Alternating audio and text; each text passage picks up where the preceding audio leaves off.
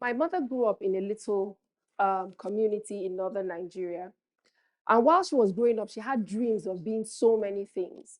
But the one thing she did not dream about was becoming an activist or a gender activist. So obviously, that's what she is right now. And recently, she told a story about how she was motivated to become a gender activist, which I had never heard before, which is strange because we're in the same sector. She told us of when her father died. Her father died and left behind her mom and 7 children. My mom is the third out of the 7 children. And as you know, in typical African communities, the uncles showed up, they seized everything, they shared everything, and we're just short of sharing the children and taking the wife. My uncle wanted to marry my grandma. And that was where, because of her faith, she drew the line and said, no, this is not happening. I mean, you've taken everything. Come on. So because of that resistance, there was a lot of, they had difficult times. They had nothing. And one day, my mother by this time had become a mature teenager. And the youngest of the kids, my aunt, came to the compound crying. She asked her, what's going on? Why are you crying? Why are you upset? And she said, well, she went to take her bath in the neighbor's house, that's their uncle's house, because they no more had a bathroom. They had taken everything and moved them out. So she went to take a bath, and the cousins were making fun. Oh, so now even a bathroom you don't have, you have to come and take your bath in our own house and all of that. She was upset. When she told my mother this, my mom went livid. She was upset. So what would this mature teenager do but to go? She was also going to go to take her bath. So she took her bucket of water, walked to the center of the compound, took off her clothes in plain sight, and took her bath there. When she told me, I was shocked. Said, really? She said, yes. I took my bath. And when they asked her, of course, they were upset. Finally, she has gone mad. Surely she's mad. She said, well, we don't have a bathroom, but at least we have a compound, so I'm just going to take my bath here. My mother had a moment of passion, the heat of passion, because she faced or she heard about an injustice.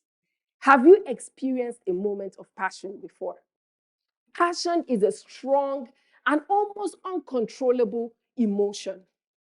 It's a strong liking, it's desire that you have for an object, a cause. Maybe you are exposed to some kind of injustice or whatever, and you have that moment, almost like when you strike a match and the flame just comes up, it ignites into a flame. You have a short time to decide what you are going to do with that flame. My mom did it the best way she knew how, which was to take off her clothes and take her bath in the middle of the compound. But a lot of us experience passion, much like that a matchstick. And we decide, oh, I'm going to do something about it. I'm going to change the world. Passion is great. Passion is a good beginning. But is passion enough? I've worked in the development sector for over 20 years now, mostly in Nigeria, different organizations. And I have met some of the most passionate people you would ever meet. Passionate people, passionate organizations, they have a cause. So let's fast forward to COVID. COVID happened, and as we all know, it was the big reset in the world, and the nonprofit community or the sector was hit badly. According to the Center for Disease Philanthropy, 900 jobs were lost in the development sector. 900,000 jobs were lost in the development sector. And you know, because there's a dearth of data in Nigeria, this is just talking from an American perspective. Looking at that data, I thought, oh, I can actually tweak it. Because personal experience, due to COVID, after working in an organization for just short of 10 years, I got a call. Esther, sorry, we cannot renew your contract. I was devastated. I was shocked. I mean, I built my career, I've told you, 2 decades.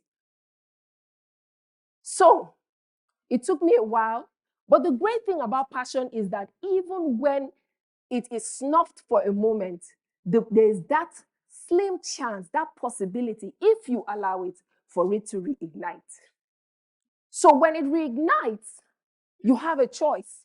Think of the time it takes a matchstick to burn from tip to tip. You either put that flame to something that will burn over a long period of time. So for example, a campfire, you set that flame to tinder, you add kindling, you add firewood, you stoke the fire, you add fire, and then before long, you have built something that lasts and lasts from a single flame. So due to COVID, I lost my job, and it was about 900,001 jobs at least that were lost during the COVID pandemic. So a lot of organizations were in financial distress. People were not donating as they were doing previously. The whole world was shaking. The context had changed, and it was a difficult time. So one of the things that I thought of, or I learned during the period, is that there are some faulty mindsets. We're told, and I'm a social sector baby because I told you that my mother has worked in the sector like forever. We're told this is a life of sacrifice. We need passion. For those of us that are old hands in the sector, we always say, or we swear by it, that passion is what makes us wake up in the morning and do it all over again. Even when it's difficult, even when it's challenging, we get up and we do it again. I've also met the newbies, people that have not thought of doing anything around change, that have seen an injustice, like when we woke up in 2014 and we found out that 276 girls were taken from their beds that night in Chibok. All of a sudden, passion was awakened, and we started to bring back our girls. So, passion is good, but what do you do with that heat of passion? What structures do you put in place to ensure that the fire keeps going on and on? A lot of people say, oh, Esther, I can't do business. No, but I'm definitely going to have my own NGO. I'm going to run an NGO. For some, that's their retirement plan. Okay, you can't do business, but you want to run an NGO. Newsflash, an NGO is a business. We don't make profit that we distribute to shareholders, but we do everything that a business does for social impact and change. We need to plan, we need to budget, we have to have policies, we have to have management, we have to have discipline, and all of those things if you are going to run an NGO. So in the NGO sector, there are several perceptions that people have about us. Let me say us. It's about the money. Money is considered a dirty word in the development sector if it is not used for direct programming. What I mean is that you expect that that money is used to buy blankets, food, programs, try to get a law passed. But once people start talking about, oh, we need salaries, we need computers, we need laptops, somebody is upset. Now you're trying to take advantage, you're trying to make money out of these things. NGO is a business. And we need structures in place, we need intention to make it happen. So I must acknowledge that there are some organizations, contrary to what happened at the end of COVID, because by the end of COVID, think of the matchsticks. There were so many burnt out matchsticks all over. A lot of them are my friends.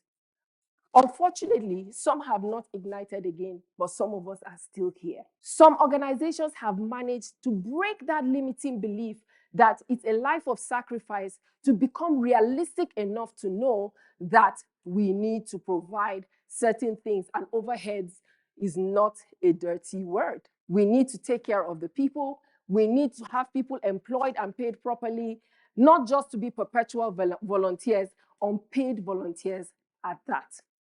So what is the thing that we're talking about now when it comes to nonprofits? Is a business. Impact is a combination of the fire of passion, but also the drudgery of planning, of operations, day-to-day operations, decision-making, and budgeting, and all those things that go into a regular business. I've come to the conclusion that I want to make a difference, not just today, but I want my organization and other organizations to be sustainable, to continue to make that difference tomorrow. Thank you.